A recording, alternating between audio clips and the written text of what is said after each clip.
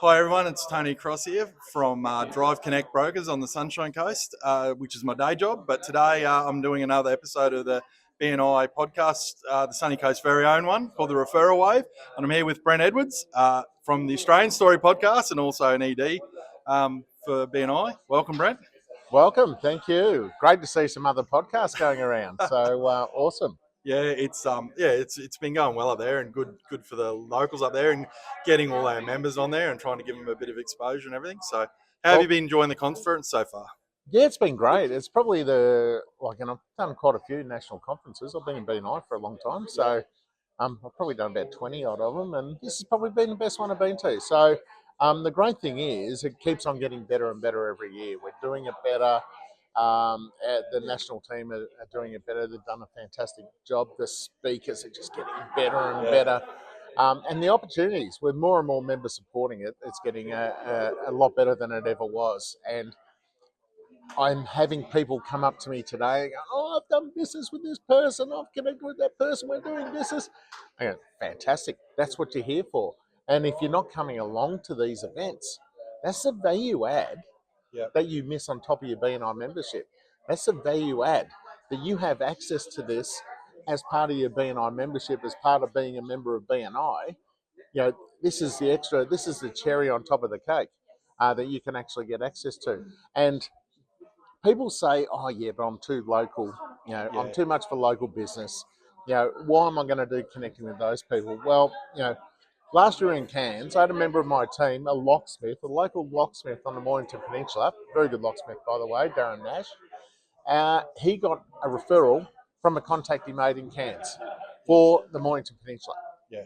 And he is getting business from that contact from someone in North Queensland who we met at that conference. Yeah. So you never know the possibilities. And I'm probably talking too much, but there's a thing called opportunity loss. Yep. And I like to talk about that a lot in BNI.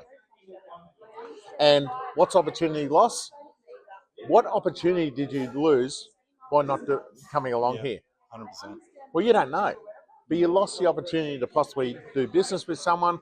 You've lost the opportunity to possibly meet with your golden goose, your best referral partner ever. And that's the opportunity. You didn't, we don't know how much business you lost, but you lost the opportunity to do business that you could have done from here. Yep. And, just being a 90-minute member in your chapter and just doing the stuff with your chapter, that's a thing that really irks me because people think BNI begins and ends in the 90 minutes of their chapter meeting or within the walls of their chapter with their chapter members. But, this is huge. We've got 335,000 members worldwide. We've got nearly 7,000 members in Australia. Guess what? Some of them want to do business with you. Yeah. Look, and the thing I've found amazing about it is if you're in the breaks, which we've just had, if I'm standing still and not actually talking to someone walks up to you or you walk up to someone else, like it's been fantastic. And I've made a connection that we will do business with in WA, another one in Melbourne, one in Sydney and one up in Cairns, like just people that I never would have met from being here. One of the speakers yesterday, I think it was, asked how much time are you taking away from your work to be here? Yeah. And he was like, well, you haven't taken any time away from your work. You're actually here. You're here working. Yeah. I do that with every BNI presentation I do. I say, who took time out of their business to be here? All the people put their hands up, except for the people who've heard me do it before. But you're there for your business. Yeah. Aren't you doing this for part of your marketing? Yep. So if you treat BNI as part of your business, you're going to get business results. Yep. If you treat BNI as a social club or time away from your business, guess what? It's not going to work for you. Yeah. And, if you treat it as part of your business, you get business results. And I always say everything you do within a chapter, treat it as it is a part of your business because that's what you joined for. Yep. You joined to make money for your business. You didn't join to go out for social drinks. You can make friends anyway. Yeah. You can go down the pub and make friends with people at the pub. But you know what? They're not going to give you much business. But if you treat it as part of your business and you do the things you need to leverage the opportunity to the maximum, you'll get great business success. And we see a lot of people do it. It's not a fluke. Yeah. And you can just tell that vibe in the room and with the speakers and you can tell that the people here are really passionate about it. And it's a constant battle to get everyone back in the room because everyone's out. I know, when the next speaker's on, everyone's talking and trading cards and everything, and it's a struggle to get them back in for the next speaker. One of the other things that one of the other presenters said, put up your hands if you're willing to help anyone in this room. Yeah. The whole room put their hand up. Yeah. Where else would you go? Yeah. Yep. Where you've got people on the same level willing to help each other. Yeah. And it was funny. One of our executive directors was presenting here for the first time. And she said, she said, Brent, I'm really nervous. I've never done this. I've never done this as in front of 300 odd people. I'm really nervous. And I said, just what I say to any member, you could never find a more supportive group of people than you will in a BNI room. They're not going to tease you if you stuff up. They're not going to, No. they're not going to know, and a lot of the times as well. And they want to hear from you. They want to hear your message, and they're going to support you through there 100%. You don't get that anywhere else. Yeah, no, you're 100% right. And you were the recipient of that as well in your talk when the slides didn't format properly. There's a couple of things that was funny. Brent just he winged it, but everyone in the crowd was supportive, and it was a bit of a laugh at it, and it went down really well. But you're right, 100%. They're a really good supportive group. How long have you been in BNI for? 25 years. 25. Yeah. So you joined in your business first. Well, here's the thing. How was your journey? Yeah, here's the thing. I wasn't even in business. I was an employee. Yep. And I say to people, if they're going to put someone in from their business, Yep. they need to have some incentive. Yep. And my incentive when I was an employee, when I found out about BNI, I found out about it in 1999 when it came to Melbourne. But my incentive was, my role was to bring in sales. Yep. So I was in telecommunications way back then, and that was an industry that was very shonky at the time. Yep. Had a bad reputation at the time. It was a big growth industry. So a lot of growth industries can have that sort of reputation. And I actually found out by chance, by a brochure. I stumbled across a brochure one day, read the brochure, and I thought, someone's got a system to bring in word of mouth referrals. I love word of mouth referrals because word of mouth referrals, there's a level of trust there. Yep. And it takes away the people. There's a level of trust and the relationship's already built. So if you're in an industry that's that's a little bit got a bit of a shonky reputation, like car mechanics or something. Yeah. Everyone's worried about a car mechanic that they're going to do the wrong thing by him. Or the car dealer. Or the car dealer. Yeah, exactly the same. Car broker. Yep. Yeah. So especially for those sort of industries, absolutely no brainer. So I rang up the guy in charge, and it was really in its infancy in Melbourne. There was only 2 chapters. I said, I've just got your brochure here. Where is it? I'm in. Yep. And he said, oh, we've only just started coming to Melbourne. We haven't got a group in your area yet. So I said, well, bring me in. I'm in. Yep. And a couple of months later, they started the first group in the south of Melbourne in Dandenong. Yep. And I was in. And we launched the group, and way back then we didn't know better. We used to launch a group with 12 members. Yeah. Just get into it. Yeah. But we still did a lot of business. Yeah. And ended up being VP for the first group, and it was really successful for my business. And the great thing was, I wasn't just getting bread and butter referrals. Yep. I was getting introduced to corporate referrals, big spend referrals, which is what I wanted. I don't know how I got it. I don't know if I was presenting the right thing or not, but because they knew, liked, and trust me. I wish I had known what I know now. Would have been great. But I was getting really high spend referrals, and I basically went back to the executive director at the time, who owned that area. I said, "Listen, I want to put a staff member, another staff member into another chapter. When we're going to start one in that area?" He said, "I don't know anyone in that area." I said, "I do. Let me help you." Yeah, right. So I helped start another chapter, and then I became a director consultant on his team. Ah, right. So I helped start another chapter, another chapter, until we started and my third chapter I started had 20 members. At launch, and I was a rock star because no one had ever launched with 20 members before. Unbelievable. We've done, that's a minimum now. So anyway, we went from that, and at one stage I was managing 14 chapters. I launched that many. Oh, jeez. I don't know how I did it, but the membership wasn't as big as all those chapters Yeah. either as it is now. Yeah. So it was a bit more manageable. And in the end, probably about 8 years later, in 2017, had an opportunity to buy a region in Melbourne. Yep. Bought a lot of my own work back. Yeah. And we bought Melbourne South with 165 members. Currently, we're 530. Yeah, great. And never looked back. Love the system. Yep. Truly believe in it. And, it's we've built a really nice business out of it. And I'm just blown away by some of the results our members get. How they start and how they end up and how Yeah. they scale their business through just working the system, how it solves all their problems. We've had members go from, go through a divorce settlement, lose everything, restart again with the support of their BNI group and build a new business. Yep. That's unreal. You never hear of that. No, and I've seen similar things on the coast, and the people have just gone on and shone and created new businesses and new lives and just moved on. The support there is fantastic. Okay, let's talking about members. What's your one bit of key advice for any new members looking to join? Someone's listening to this podcast. Is BNI for me?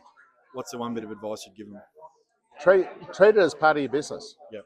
You need to treat this as a marketing program you buy into to help your business. And a lot of members, as I said earlier, make the mistake of treating it as time away from their business. And if you treat it as a marketing program, set your goals from the start. Yep. What do you want to get out of it? What you want to get out of it, and work out how much you want to get back, work out how much your average referral rate is, and then you'll know how many referrals you need. Then you've got to go out and build relationships and find 2 or 3 times that, and you'll get results. And you know what? It takes a little bit of time, but for money wise, this is high value. It is a cheap system to get. Yeah. It's a cheap system to get into, but it's high value. Yeah.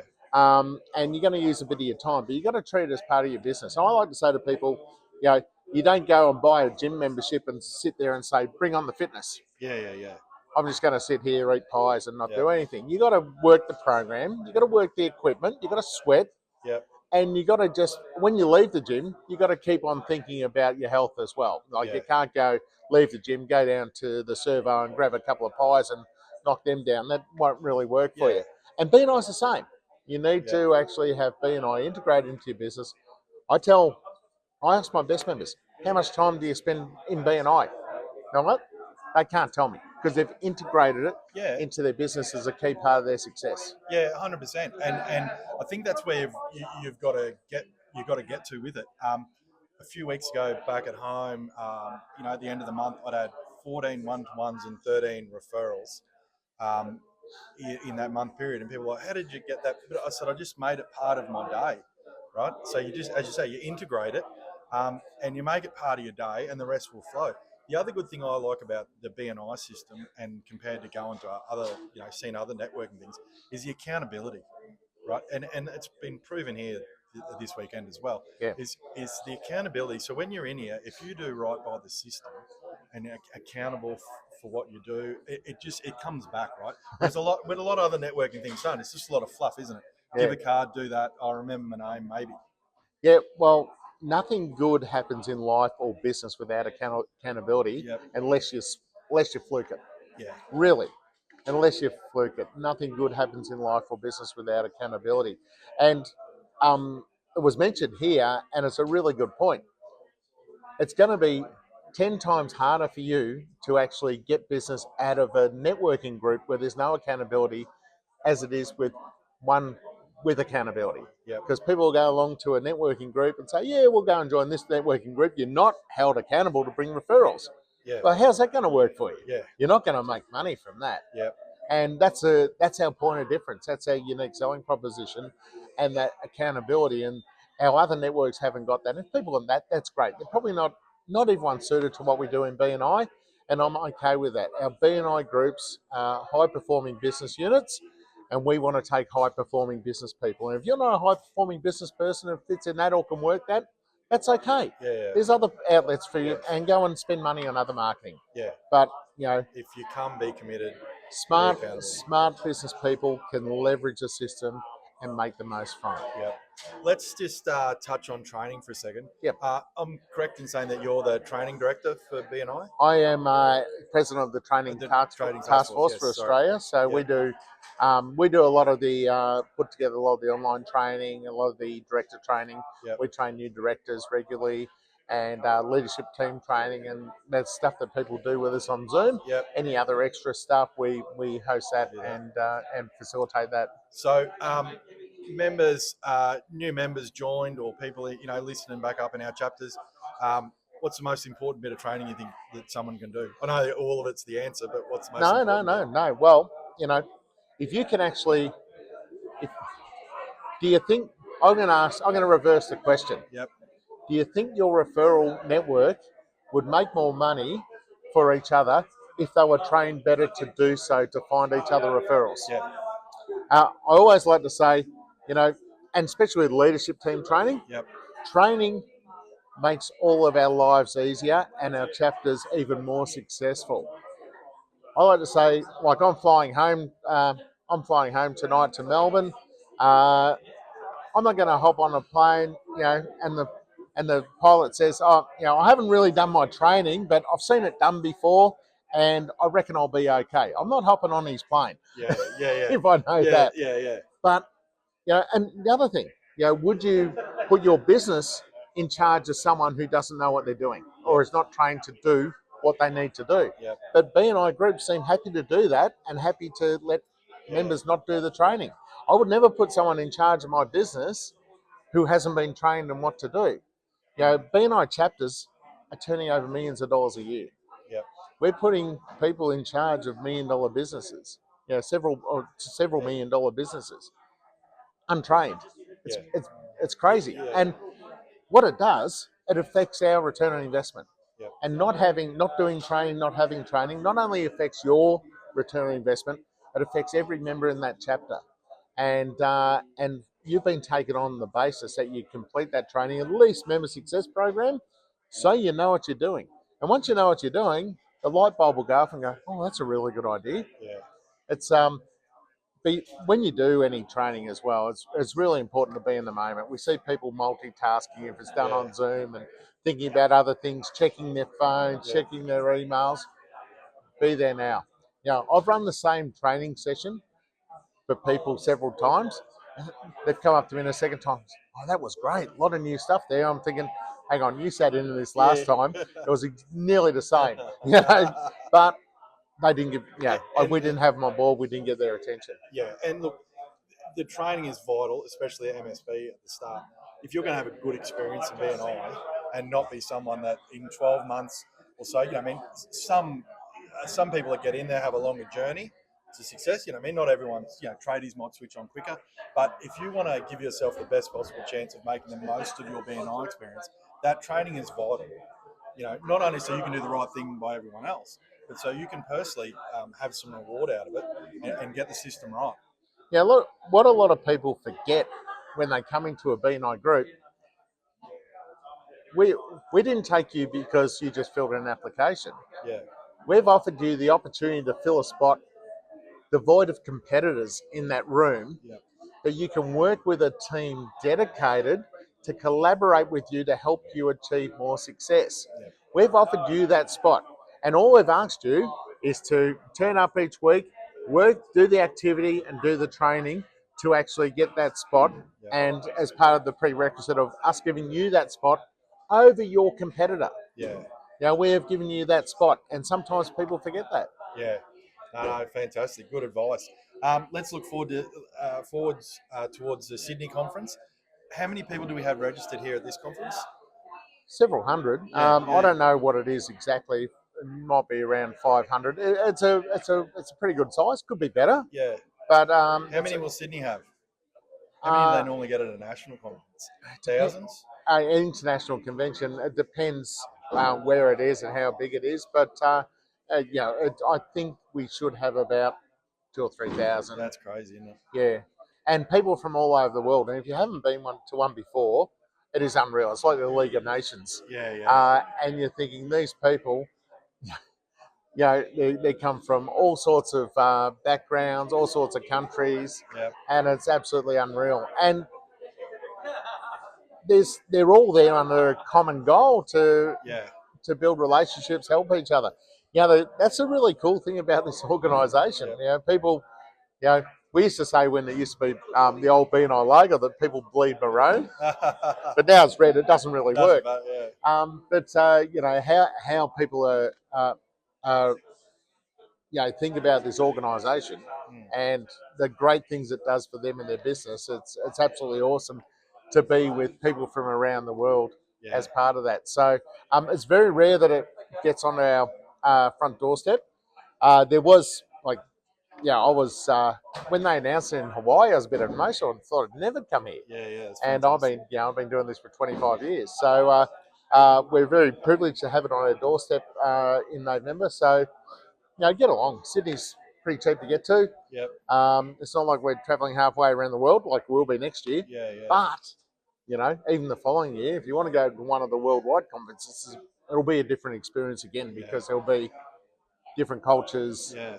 And I've been lucky enough to be to probably about 12 or 14 of them, and they're all a little bit different. They're not exactly the same. So and now they move around the world. It's fantastic. So you get to actually go somewhere, go to a conference, build relationships, possibly do business. And here's the thing. So one of my members is up here. He said, "Oh, I wasn't sure about coming here, but being Melbourne based." But there's so many people from Melbourne here that I wouldn't have met anyway. I wouldn't have met down in Melbourne from different regions in Melbourne because we've got nearly 7,000 members in Australia. They're here. He's building relations and doing business with those relations and doing business with those people here today. It's become worth his while. And global will be the same. You never know. You never know what opportunity you might get there. Yeah, definitely. No, fantastic. Well, look, Brent, thanks for being on.